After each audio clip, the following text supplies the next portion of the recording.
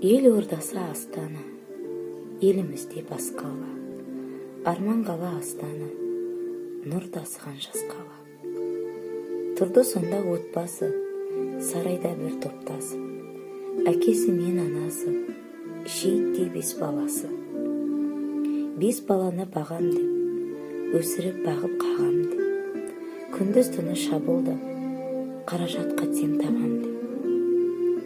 Қарғыс атқыр сол түні, түнгі жұмыс кезегі, сәбилерді қалдырып, ата-ана кетеді.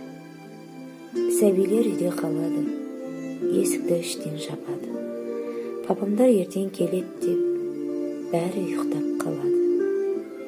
Түнгі 3-тер шамасы, қараңғы басты қаланы, тілсіз жау өрт бас салды, сәбилер жатқан пананы. Сумаңдап қызыл тілімен, орады отқа түнімен, үй қалды боп үйінді, шырқырап сәби үнімен.